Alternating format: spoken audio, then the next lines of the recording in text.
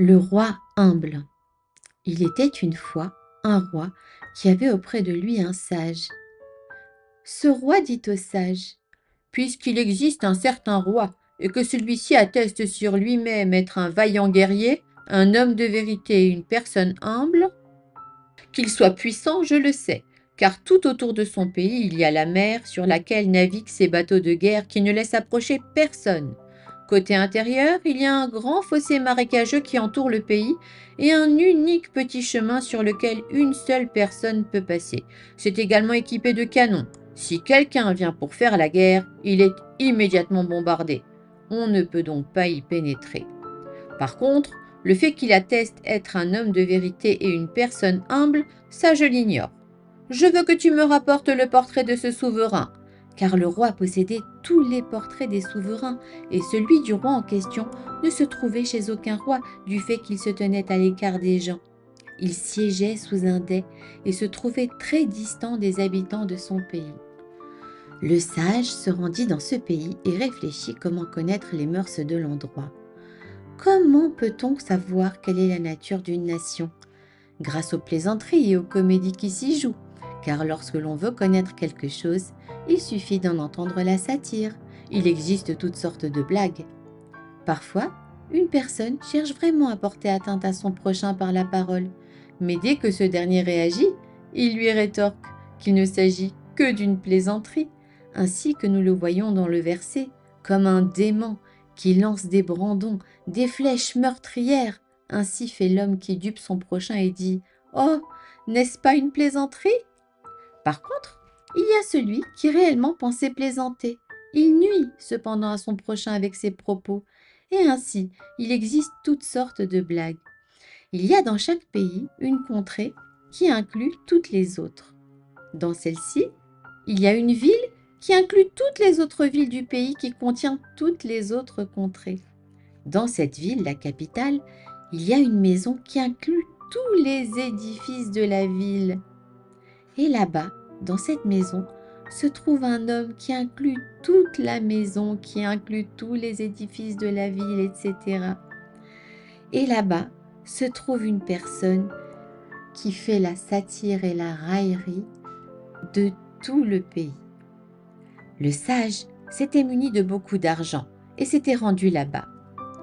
Il se rendit compte que l'on faisait toutes sortes de plaisanteries et comprit à travers ses railleries que ce pays était empli de mensonges.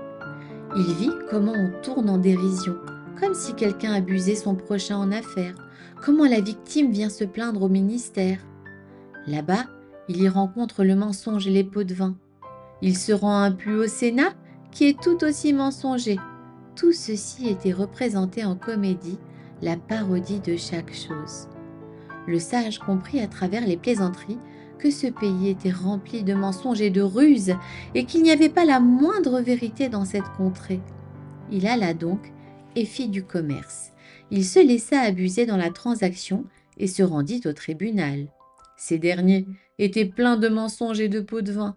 S'il leur donnait du bakchich, le lendemain, ils l'ignoraient. Il se rendit à un plus haut tribunal qui était lui aussi empli de mensonges, jusqu'à ce qu'il parvint au Sénat qui lui aussi était empli de mensonges et de bakchich. Jusqu'à ce qu'il arriva chez le roi en personne. Lorsqu'il se présenta à lui, il lui lança: «De qui es-tu donc le roi? Ce pays n'est que mensonge du début à la fin, il n'y a pas la moindre vérité!» Il commença à raconter toutes les faussetés du pays. Quand le roi entendit ces paroles, il se pencha et tendit son oreille derrière le rideau afin de bien entendre ses propos. En effet, c'était pour le roi une grande surprise de trouver un homme qui discerne toute la fausseté de ce pays. Quant au ministre du royaume, en entendant ces propos, ils conçurent contre lui une grande colère. Mais le sage continua à raconter les mensonges du pays et il dit: «On aurait pu dire que le roi lui-même est semblable à ses sujets, qu'il aime le mensonge, comme les habitants du pays. Mais bien au contraire, c'est de là qu'on voit que tu es un homme honnête, et c'est pourquoi tu te tiens à l'écart de ces gens, car tu ne peux pas supporter le mensonge de ce pays.» Le sage se mit à louer profusément le roi, mais ce dernier, puisqu'il était d'une très grande humilité, et qu'à l'endroit de sa grandeur se trouve sa modestie, car tel est bien le comportement de l'homme humble, plus on le loue et le félicite, plus il se fait petit à ses propres yeux, et plus il devient humble. Or, puisque le sage avait fortement glorifié le roi, celui-ci était entré dans une très grande modestie et une grande petitesse, jusqu'à ce qu'il s'annulât totalement.